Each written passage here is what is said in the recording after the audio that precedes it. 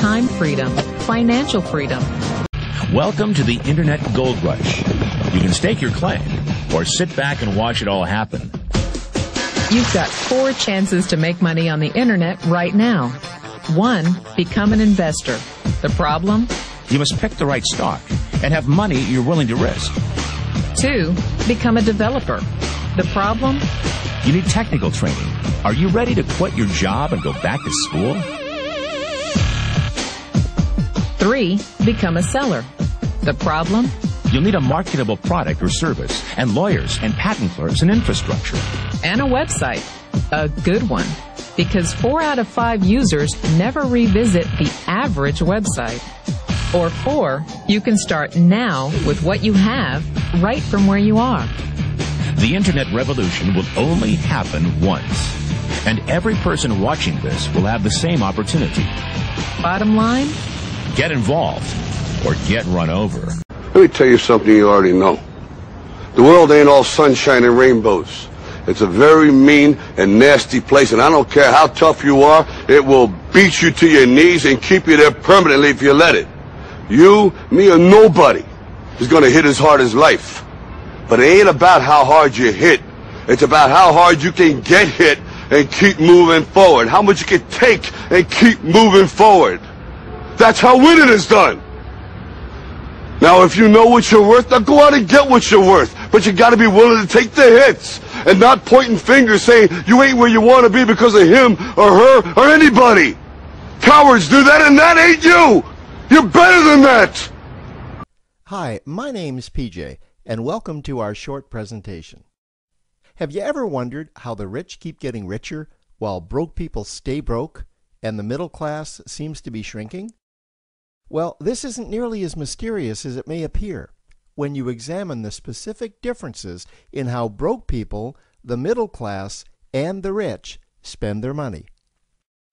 Now, this is such a simple concept, yet so profound, it nearly knocked me out of my chair when I finally understood it. I'm going to show you exactly how the rich spend their money, and you can evaluate for yourself why they keep getting richer and the broke keep getting broker, and why the middle class remains so stressed out. Now, to get started, I'd like to review some financial terms we'll be using during this presentation. The terms that you need to be familiar with are cash flow, which means money you bring in, expenses, which means money you spend, assets. Now, this is the most confusing one. You're probably familiar with the traditional definition of an asset, which is something you own or have equity in.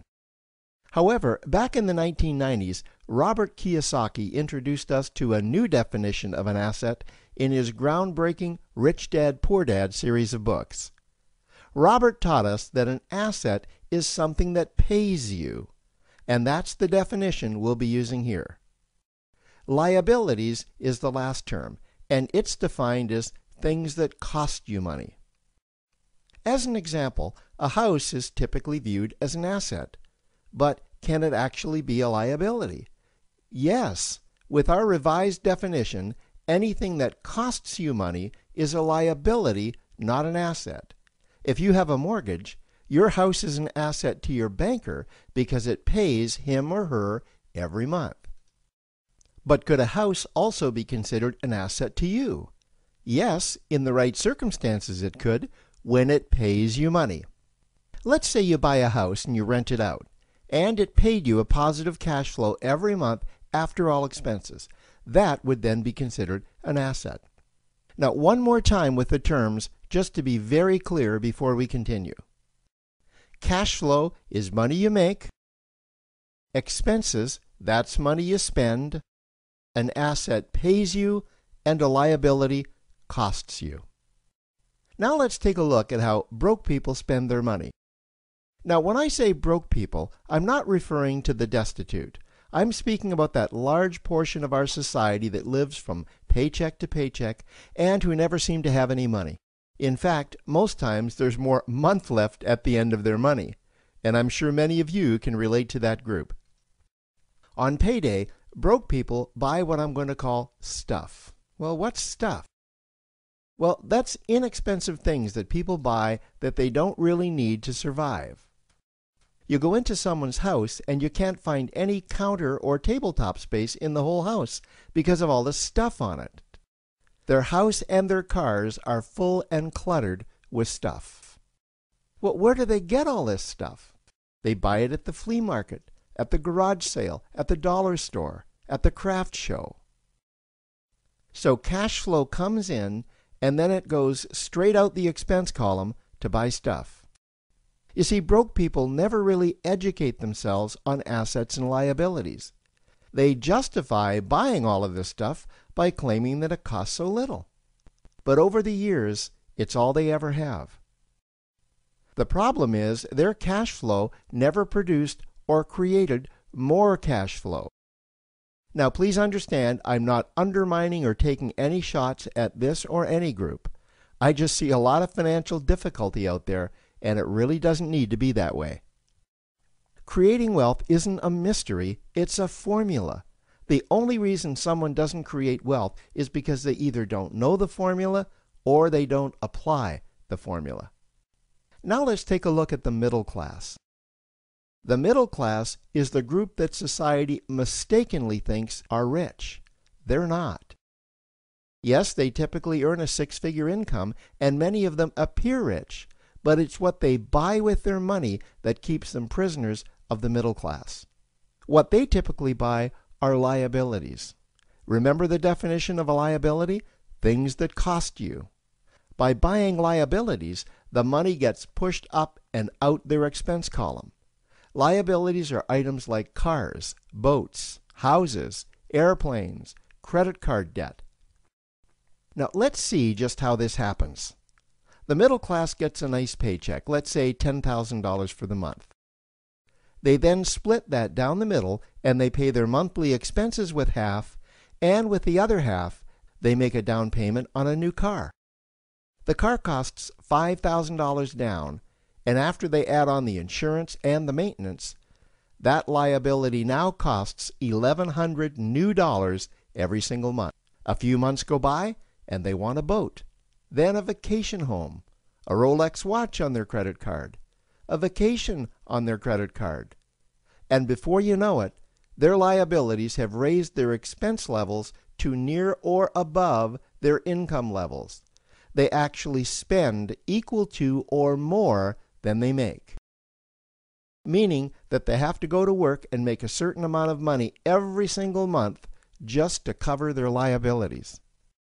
The other important issue with both broke people and the middle class is that normally all of their cash flow is dependent on their own effort. Meaning that they've educated themselves to exchange their knowledge and expertise for someone's money. Also, the money they earn is usually the highest taxed form of income. Here's an example.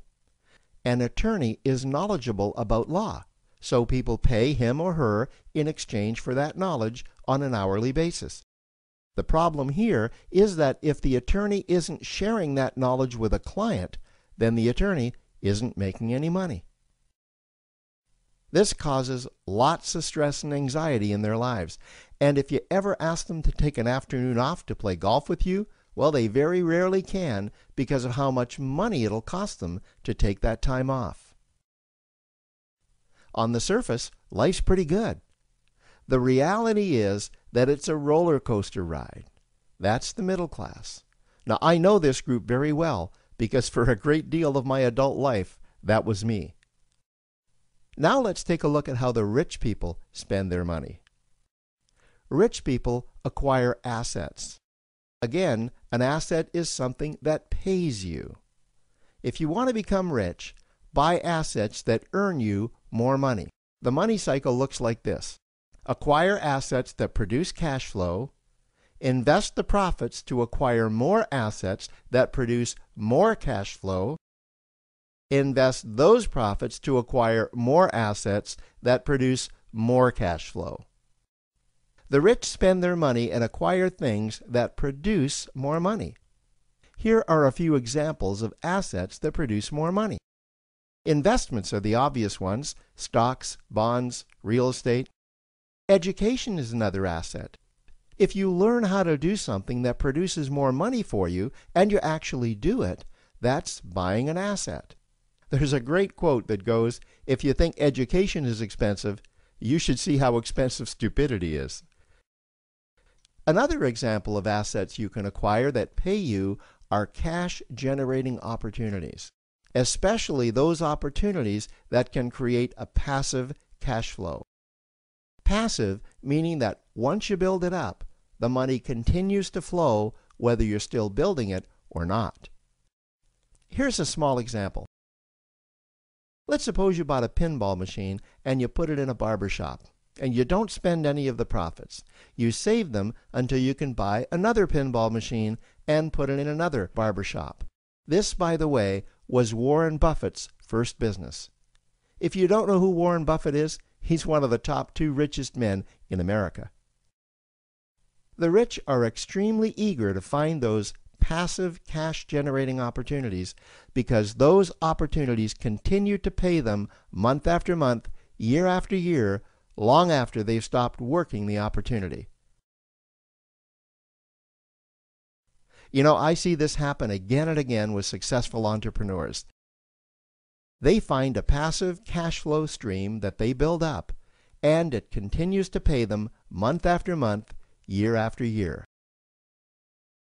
They then take those profits and multiply them in another passive cash-generating opportunity, and then again in another.